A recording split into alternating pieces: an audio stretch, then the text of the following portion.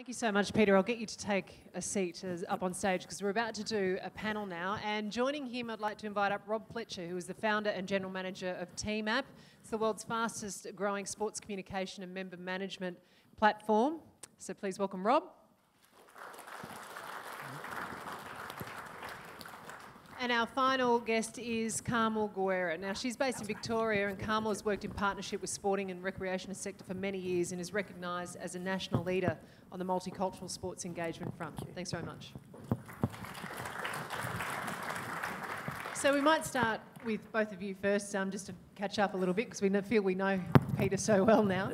Rob, tell us a little bit about Team-App and where you're coming from. First, show of hands, who's heard of Team-App? Hopefully all, after we're using it for the event today. Who use it for their own communities at the moment or own teams? Fantastic. So, as I was introduced before, I'm the founder of Team-App. It was created about 5 years ago, and the whole motivation was to improve communication. Unfortunately, I'm one of those that always put his hand up to assist. I wasn't one that stood down and wanted to make a bit of a difference. And the biggest issue that I found with running my sporting club at the time was communication. Being able to communicate with the players of what's going on, being able to communicate with their coaches to ensure that they're administering their teams properly, and being able to communicate to the broader community to get them to different events. We had a lot of times where people simply didn't know things were on. It's hard for people to turn up when they don't know what's happening. And what I wanted to do was create a solution where you could talk to people in real time. You could tell them that things are going on. And in its simplest form, little things like us having a training session at the swimming pool, and the swimming pool being closed. In the past, that used to involve me standing at the pool for hours on end while people drip into coming to training. And that's whole change where now I can tell people it's not on, go back to the rooms, and we're now going to facilitate an actual proper training session. So what I want to do is create a difference, create something that could improve real-time communication, and that was Team-App. That was about 5 years ago. We're just about to hit our 4 millionth user. Growing all throughout the world, which is quite exciting, but we haven't stopped here. There's a lot of things that we want to do and where we want to take this, and I think I presented at a conference last year that John was at, and he brought me aside after that presentation and asked if I could come and present here, and I was more than happy to do so, and hearing some of the presentations already today, I'm starting to get excited again of where I can take this platform and how I can help. And at that presentation I spoke about some of the things about organising the unorganisable, and whether you stole my tagline or not, you did. That's what we're starting to do now. So for those that are running councils or communities, there's one specific one in Queensland called Redland City Council, and if anyone wants to have a look at what they're doing, by all means on Team-App, just search for it. It's all open, you'll be able to see all the content, but they now have over 1,500 people from their community on the one app. They run, I think it's 39 different facilitating events, whether it's yoga sessions to elderly bingo to whatever it may be, and that's now all ran through Team-App. They run 30 to 40 events every single week, and the first month that they launched, when they only had 600 members, they had over 110,000 screen views on that one specific app. To put that in context, one of the biggest sporting organisations in Australia that facilitates and manages all the clubs, Football Federation Victoria, they do about 1 million screen views a year across their website. So here's a little council with 1,500 people that is doing over 100,000 in 1 month. That was when they had 600 people. I don't know the stats now. They've turned off ads, and I can't track what they're doing as much, but it would be in the hundreds of thousands. So they've now got an engaged community across all the different walks of life. And that's one big thing I've found as well, is that times have changed. When I was trying to get people on the committee, when I started, it was me and one other person. My day started with cutting the grass in the morning or assisting that, to marking the lines, putting the goalposts up, team manager for the reserves, played senior football. I'm a very average sportsman, so don't get me wrong. Playing senior football, putting the results in at half-time of the senior game for the reserves, then working the bar, then counting the money, then closing up. My day started about 5:30 a.m. when I first got out of bed, and I usually got home about 10:30 at night. But the difference that I made, one of my best mates who was the best man at my wedding, I used to drag him out of the pub on a Friday night just to play on a Saturday. And he wasn't the only person that happened to. So the difference that I made in his life, he's now got 2 girls doing amazingly well, and just seeing where these people could have gone to where they have, That's why communities, that's why sport is so important and inclusive, and making sure that we can all get around and create those platforms. That's what I'm trying to change. So if anyone wants to go down that journey, by all means reach out to us, and we're more than happy to work with whichever organisation, community, team, club that you work with or work for, and try and assist in our little way. 4 million users, are you a gazillionaire? Like, isn't that what happens? You create an app and you become a gazillionaire? Not exactly. Okay, no worries. Keep writing your questions down, because I'm not going to use all the brain power. You've got these guys' expertise up here, so we'll get to the questions in a moment. Carmel, can you tell us a little bit more about your space and new and emerging communities? Yep, sure. Firstly, it's great to be here. Thanks, John, for the invitation. I'm a Victorian coming to South Australia, so I'm not overly familiar with the examples here of what goes on, but the organisation I work for doesn't really exist in lots of other states. There is one here called Multicultural Youth South Australia, but they don't do the same kind of work that we do in sport. So historically, we got involved in sport because lots of the young people we work with wanted to play sport but didn't want to play sport the way that it was being run. So we did significant research with Vic Health around the involvement of communities, and we started from trying to debunk the myth that multicultural communities don't want to play sport, because that was the starting point that the associations and sporting clubs had started from. So a lot's happened since then, and very much we see ourselves as a partner, the connector, the broker, the facilitator between the communities and sport. So a lot of the kind of work we've done is based on that premise. So a couple of things that I was asked to kind of raise, I had a couple of points that maybe could open conversation. One is that if we don't know, and I assume we all do, about the changing face of Australia's population, we need to come to terms with the fact that 1 in 2 Australians basically is either born overseas, has a parent born overseas, and in the next 10 years will most likely come from the Asia-Pacific area. So therefore, the face of what your communities and towns are looking like are transforming like no other way since post-war migration. If I can flog one report we've done, because I also chair a national body, there's this great report the CSRO, Data61 people, and us, I chair the national network, have done, which is around brighter futures. Vic Health has done that, which is around some futurising, if there's such a word, around the mental health and wellbeing of young people. Raised earlier about that being the biggest concern, and mental health being not physical, not just about obviously physical, but about community. And this talks about the greatest challenges facing our community as our international face changes and our population comes bigger, and it talks about what that means for community. So in that, what I wanted us to kind of think about today, which is some of the challenges we've been dealing with, is this whole concept of informal sport. And I must say, I'd been wondering what this term was, and I must recognise a colleague here, Dr. Ruth Jeans, that's worked on a research project, and she's speaking about the other plug, some research work we've done in Melbourne that she's going to talk about, but we've brought a whole lot here that we'll leave on a desk that talks about the whole concept of participation versus elite sport. So we came to terms with this issue of why is it that I was finding a lot of the young people we're working with, and we ran a program out in Dandenong a long time ago where a group of African and Afghani young people would go and play soccer at what was called a pop-up park. We would turn up with youth workers. Then what we found was the cops would start coming because some of those young people were really young people who were causing a bit of grief, so they'd turn up.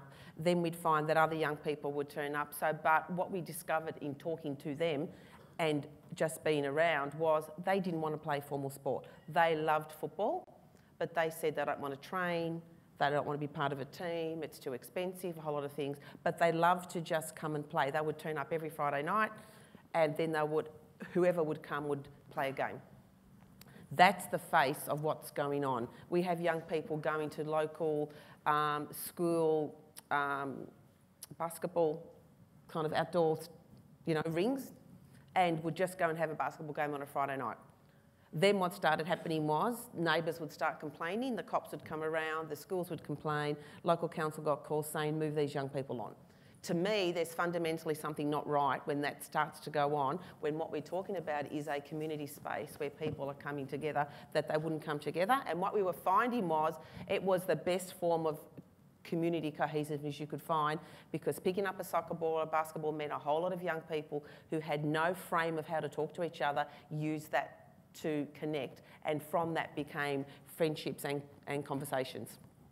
So in light of that, we've been talking to sporting associations in Victoria saying, what are you going to do about that? Because you're talking about failing numbers of young people not playing sport. I'm saying there is a disconnect between your idea and what's going on, because I can tell you there are hundreds and thousands of young people of the communities I work with playing sport in parks and grounds with no connection to your sport. And if you don't start doing something about it, the whole nature of what you're doing is going to change. So that's the kind of challenge I'd like to pose is, which may be similar to the themes I've picked up today and certainly heard earlier today, was we need to embrace, you as sports, as someone who's partnering with you but not being a sport myself, but you know, being involved in sport myself, junior sport with my son, is how do we embrace this change and see it as an opportunity for sport to be a facilitator and a broker and not an owner, which kind of links back to some of those conversations. I think that's probably one of the kind of huge challenges you as a sporting industry have, to embrace this change and to think about what you're going to do. So there's some of the viewpoints you have on stage. Anyone got any questions? They want to start firing up. And jump up, be brave, be quick, go for it. Stand up so everyone can hear you.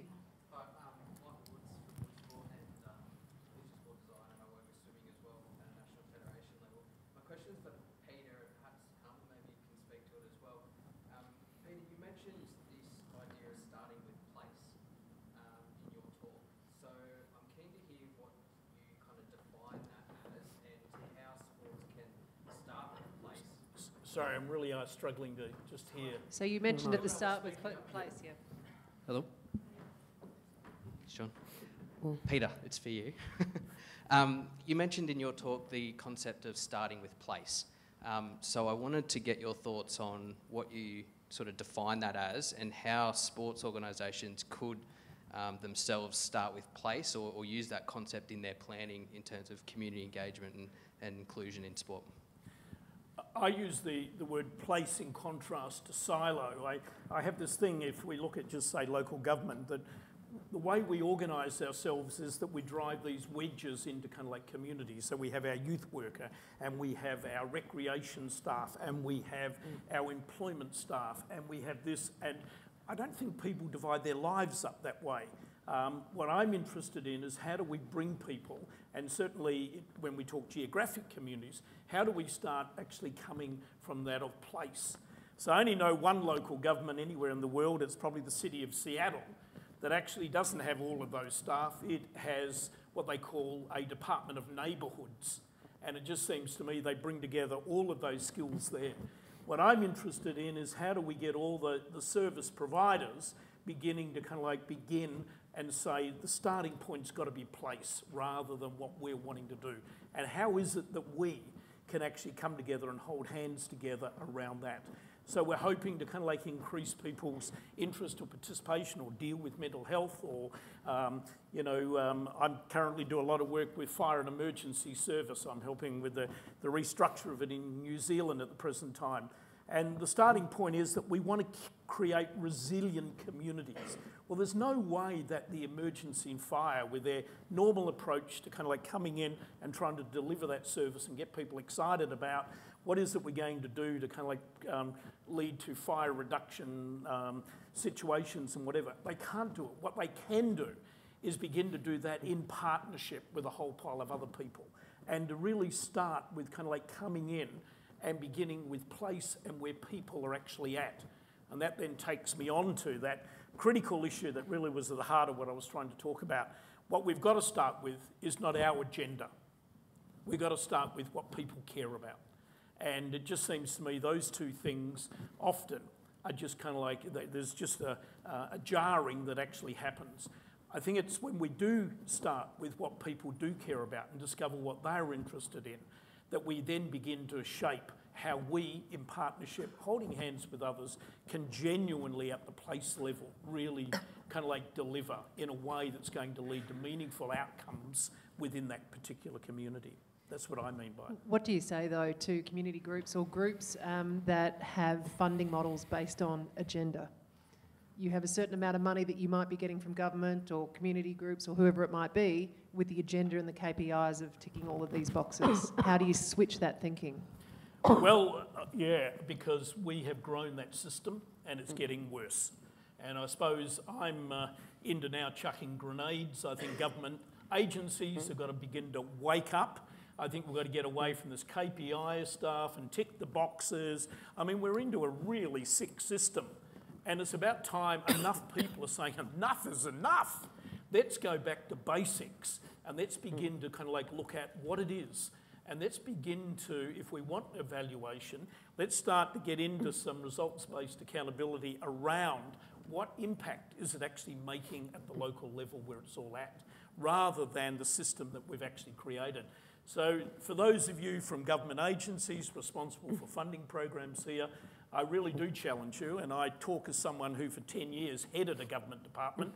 It was the Department of Employment, although we should never have been called the Department of Employment, we should have been called the Department for Unemployment because that's where we came from.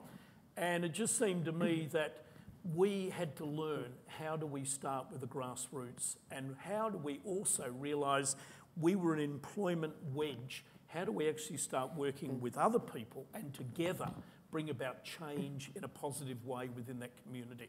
And I think it does take courage.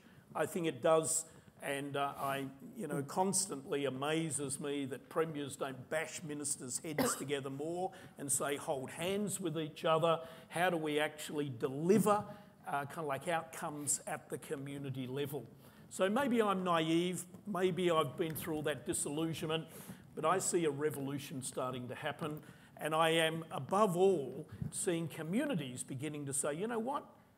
The one thing that all of these systems have ignored is that we are incredibly asset rich, and our internal assets are never being tapped into, and I'm beginning to increasingly see more and more where people are actually turning their back on programs and funding and other things and starting to organise themselves at the grassroots in some very creative ways.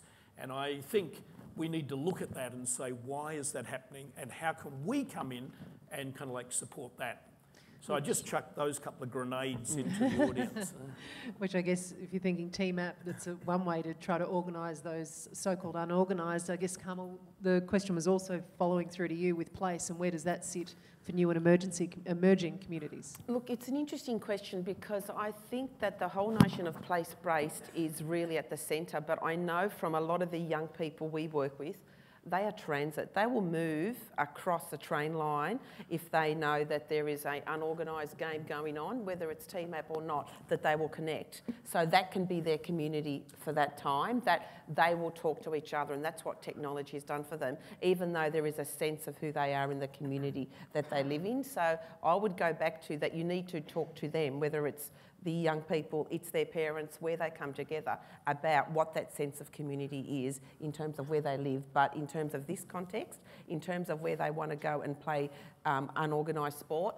In Melbourne, they will travel across regions to go because someone's told them there's a game on this afternoon and they will hop on a train and be there in an hour.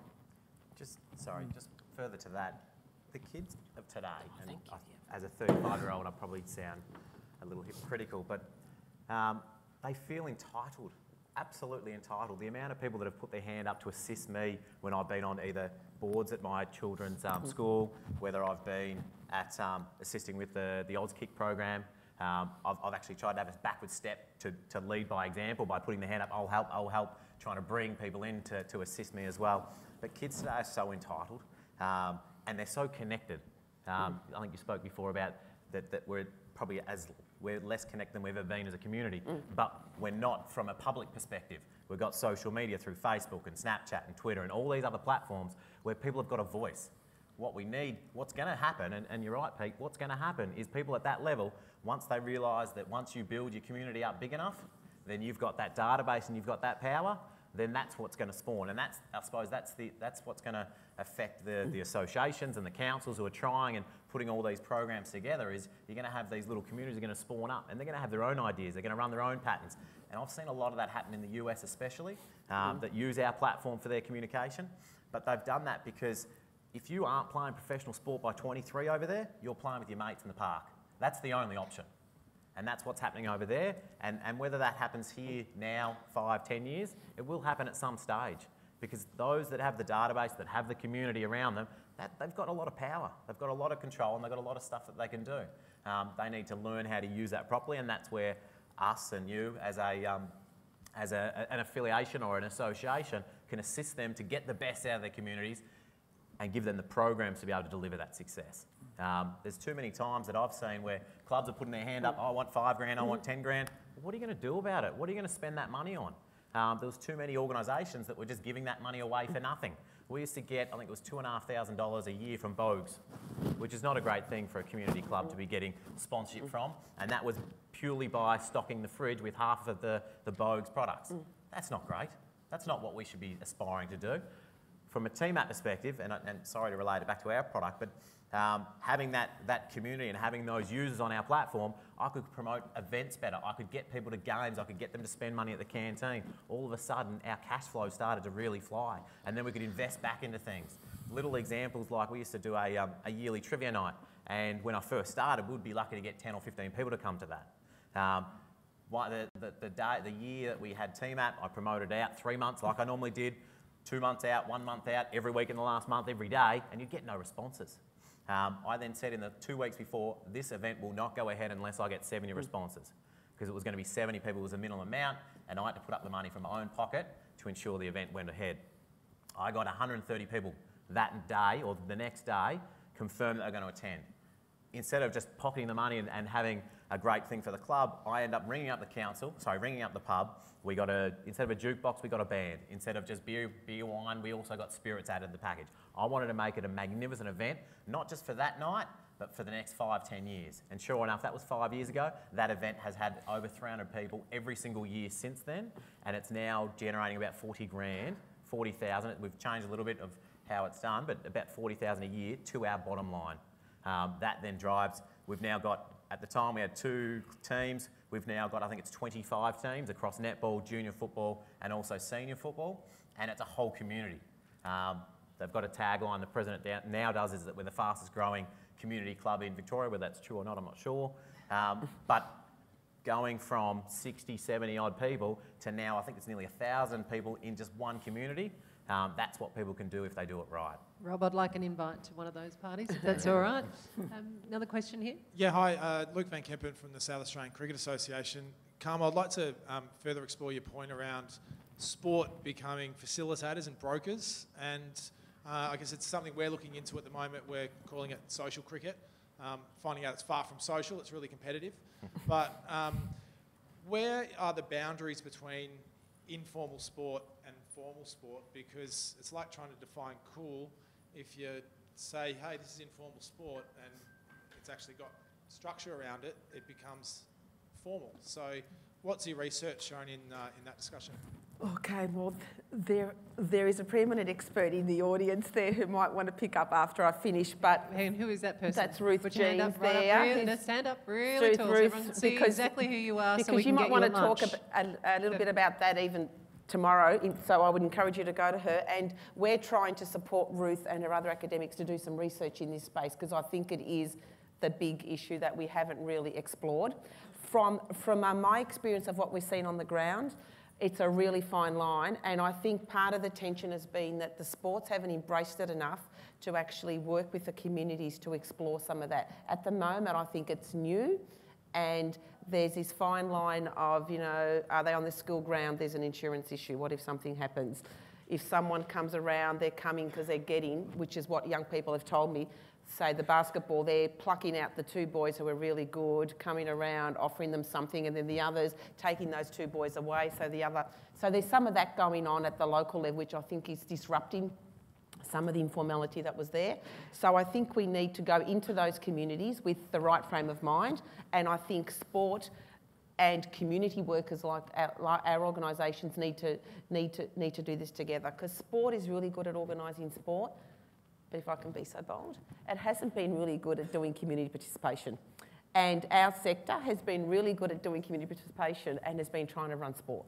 We kind of have to work together and bring our strengths together and maybe start and tell government to butt out, because then once you add government at dollars, it destroys the whole kind of flavour of what's going on. For us to explore what that would look like, because I think there is potential for that to be a really safe place for particularly young people and other people in the community who don't want to play organised sport, to feel like they can get connected, and we'll sort it out. We'll sort out when the formal meets the informal, because there will be some who I think will come and join your clubs.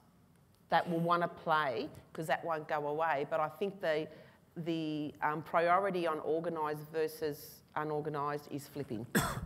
So sports need to broker that relationship. So some of those will find a pathway, but otherwise, isn't it just great that these people are playing the sport, getting together in a park, being healthy, making friends and talking to each other?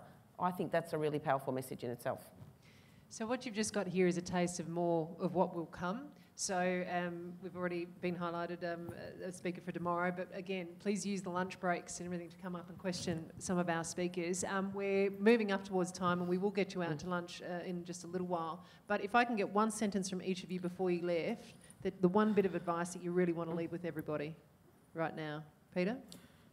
I don't think it's about organising the unorganised, it's about engaging the unorganised. And the best way to do that is discover what they care about and invite their participation around that. Rob? Use Team App. And then he'll be a gazillionaire. No. That's right. Kind of stole my thunder there, Peter. I was going to say the same thing. As sports, if you see groups of young people playing a sport in a park, rather than see that as a threat, go and talk to them and engage with them as an opportunity. Put your hands together, please, for Peter Kenyon, Rob Fletcher and Carmel Guerra. Thank you.